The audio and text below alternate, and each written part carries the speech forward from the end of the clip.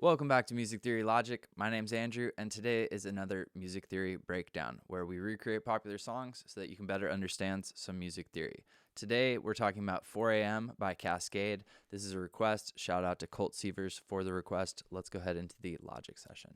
So, if you haven't seen one of these before, I've recreated every track, every instrumental from this original. You're not going to hear the vocal, so it might seem a little bit more sparse than the actual track. The mix isn't quite on the level, but honestly, like this track is pretty epic. So I did my best on it. I hope you enjoy it. Without further ado, here's my version of 4 a.m. by Kaskade without the vocal. If you enjoy this, you'd help me out by subscribing to the channel.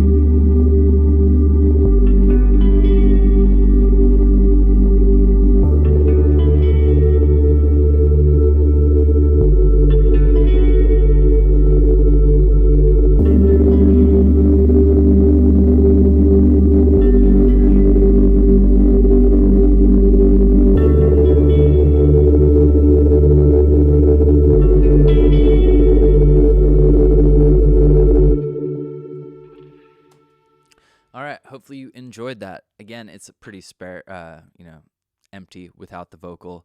If you go listen to this original, which I always encourage you to when you're watching these breakdowns, you can pause it, go check the original. You can look for a certain section, go and check the original and try to focus on certain layers. The more you do this kind of stuff, the more your ears develop to be able to hear certain parts of the mix, and that really translates into how you work on your own music, how you hear what you're working on, all of that different stuff. So we're not going to go through like every individual section, because there's a lot of repetition. This song's in the key of G major. G major has one black key called those accidentals. It's F sharp. So the notes in G major are G, A, B, C, D, E, F sharp, and G. It sounds like this. Cool. So if you have seen any music theory stuff before, you're probably familiar with a major scale. The simplest major scale is C major. If you draw notes from C to C, you have C major, and then if you drag that up or down in piano roll in any of these DAWs, you're going to find the other black keys that are in whatever scale you land on. So once again, this one's pretty simple, G major. Now, we have a bunch of different chords here, but mainly what's happening is we get the 1 chord, a G major chord, has G, B, and D in it, and we get the 5 chord, which is a D major, that has D, F sharp, and A in it. That's these 2 chords. Sounds like this. We find that in a lot of music. Then we also find this G major 7. That has the notes G, B, D, and F sharp. It's the same. It has the 3 notes from the major chord with what we call a major 7th, which is always going to be 1 note away from a pure octave. So if you went to the octave, that would be G. Bring it down by 1 note. That's an F sharp. That makes it a major 7. Then we get basically a bigger voicing of the D. This is at times. Now, a lot of what happens is there's like some really interesting layering in the track. There's guitar, there's some synthesizers. We get a melody that hits the note that makes the harmony, which is really like all of the notes you hear in a piece of music all together, makes that harmony the major 7th. Then in what when we were playing it, I called the bridge. There's a section, really like the last part of the song ends somewhat small. This is a really cool like single, if you will. So what the track I recreated is definitely not the sort of like DJ edit. It cuts out, and there's the guitar and vocals primarily and drums, and we hear different chord voicings. And so in that it's basically a guitar doing these former 2 chords, but then has a bunch of open strings at the same time. For those of you that play guitar, that's basically like doing, say, a power chord, D and A, and then having a bunch of open strings. So really it's playing a 4th, D and G, and then having an A, D, G, and B string open. Then finally we do the same thing, but it's basically a G power chord with everything else open. So the E string, the G string, the B string, and the E string. Those sound like this. Just thicker. Some pretty cool harmonies. And again, we hear those on guitars. So let's go ahead through the track. This track is at 127 beats per minute. We don't find like a full 4 on the floor. Colt, who was requesting the song, talked about trying to mimic this percussion in the beginning. So let's break down the drums. We get what I'm calling a top kick, a kick that's not quite as big on a half note. And I should go so like in the beginning we have it filtered out. So I'm doing a low cut. I'll explain the drums and then we'll kind of figure out, or I'll show you the mix. So it's half notes, half notes, half note, 16th half note, half note, half note. Nothing at the end of 8-bar sequence. All right, we get a subby kick that's added with that. It's basically doing all of the same ones.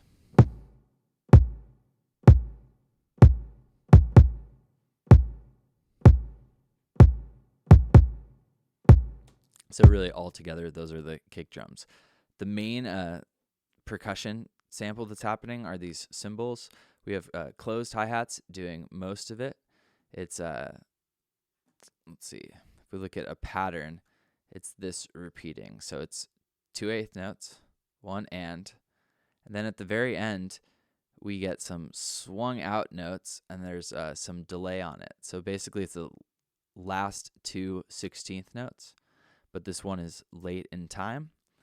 That in conjunction with the delay that's happening on it, which is an 8th note delay, creates this sort of like talkback sound, and it is again not fully in time. So swing basically means like the off beats are pushed back in time. This just gives it like kind of a human feel. It sounds like this.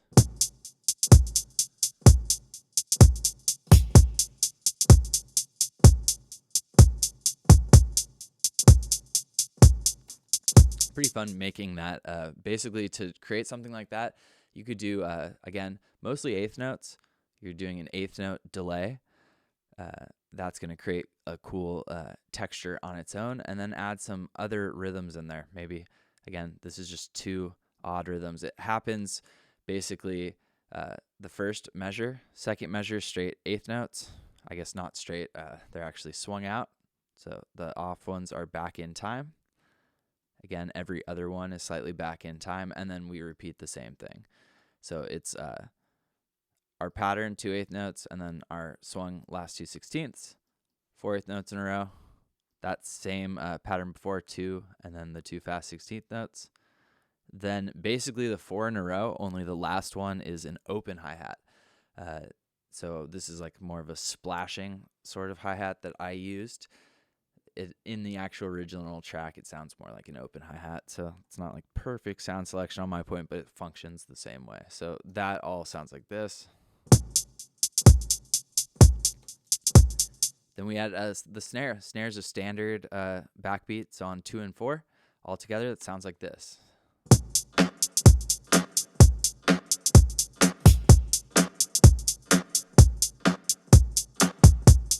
All right, if we work out from that part of the song, we get the sub. Sub is super simple. It's doing the root notes. So it's going between D and a G. Now, what's, I guess, really important with the sound is the ducking or the sidechain sound. So I'm using LFO tool by X Records, same company that makes Serum. That's just creating the movement in the bass.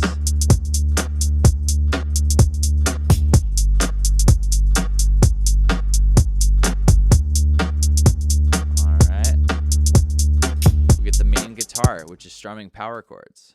Alright,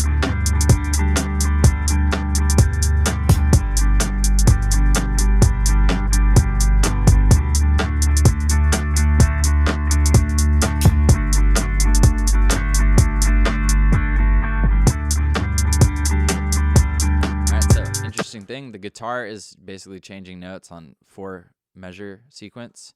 The bass is changing on 2 measure sequence. So holding for 2 whole measures. That all of those notes again are in our key of G major.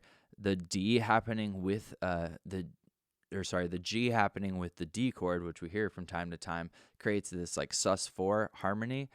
This track has a really cool like ethereal sort of layering to it, and that's created possible by all of these different channels adding up and creating interesting harmonies from time to time. So there's also this guitar lead that's happening, which is basically going like G, B, D, F sharp. It's doing a quick sort of major 7 arpeggio. Where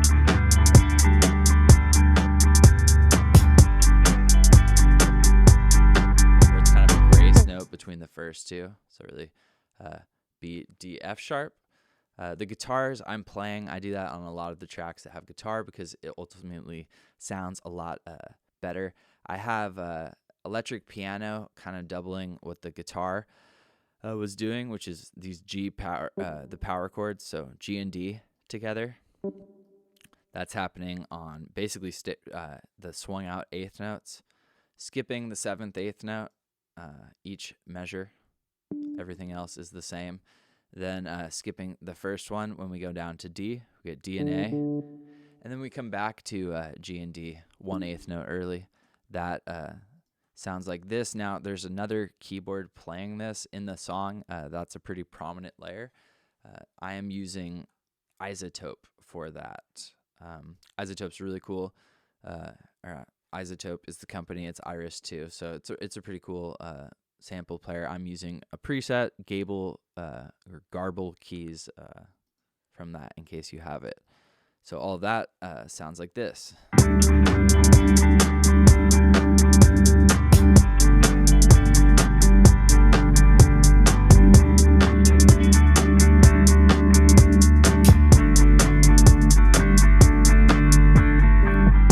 All right. So after the main drum section, so something like a minute into the song, we hear this big epic breakdown. So for the first time, we don't really hear any guitar. We hear a really big texture. It's created by a bunch of layering, and we hear this lead, and this is where the major 7th harmony starts to come in. So the chords that we're playing are same ones, G, then D, than I had in the beginning, holding 4 measures per chord, so quite a while. That giant layer is all working together. And then this lead instrument creates these multiple harmonies. So it starts out on a D, all right? So that's the 5.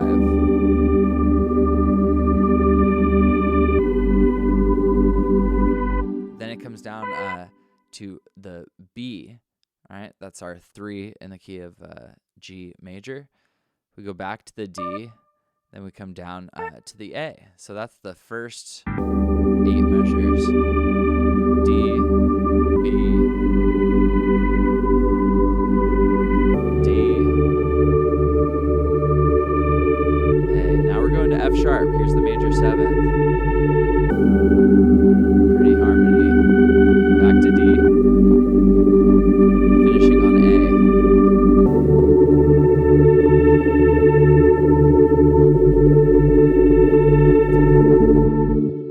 So just a really lush, giant texture, a bunch of different instruments that I'm using. It's really, you want to use interesting chord voicings. You can use plugins like reverbs and delay to fill in the sort of stereo image of what you're working on.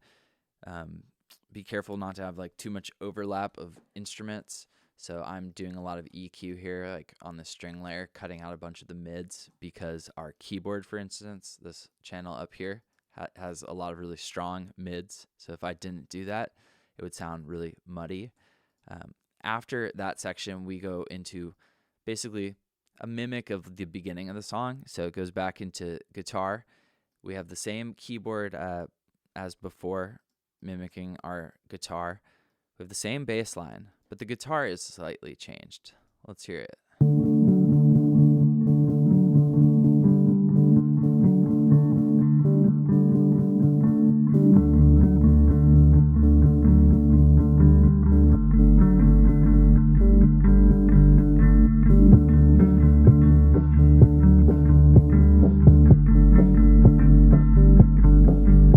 So a couple things happening there. One, it's for the first time, it's got a little bit of like melody and chord strumming in the guitar. So I'm basically strumming a D power chord, so like the D and A, and then I'm doing a melody walking up. So it's going like D up to F sharp, up to G, so D, F sharp, G. So we're kind of doing like a major 7th walk up for the G chord, but then doing it in inversion, so with the D on the bottom. That creates a pretty cool sound, and I think like adds to a lot of like the indie vibe of this 4am track. This is one of my favorite moments in the song. The bass comes in, then we get the drums.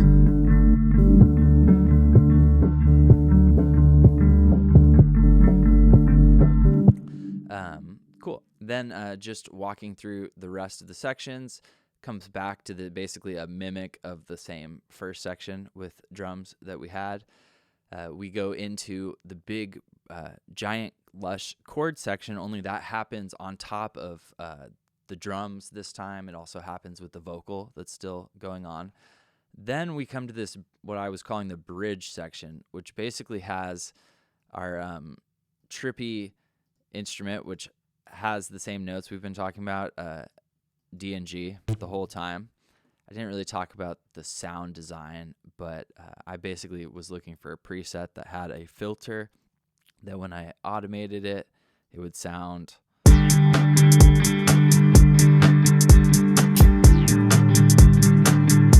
similar to the song. It's going like the pew if I play that on its own.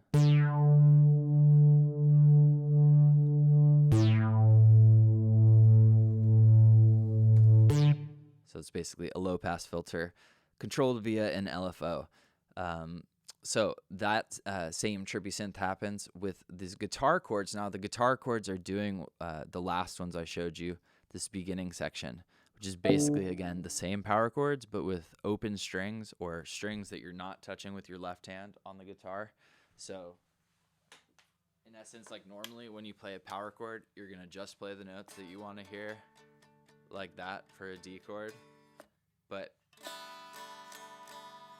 because our guitar is basically tuned within the key of G major, that scale works really well, or key works really well to have open strings. So when you do that, it's creating these suspended harmonies. So like technically, naming chords like this is kind of annoying because it's a polychord. So this is like a D sus4 down here. D sus4, D sus4, a sixth.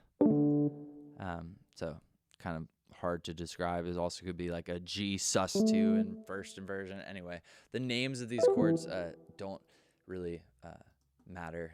None of the knowing all of the sophisticated names in music doesn't really get you any further aside from allowing you to understand what other people are talking about that know those words. Again, if you're playing guitar, it can be really fun to just experiment and let certain open strings play. So here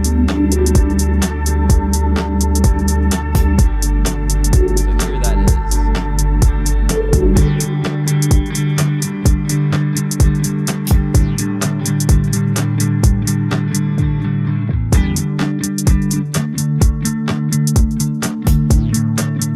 So you can kind of almost hear like these drone notes or like the same notes happening over and over again.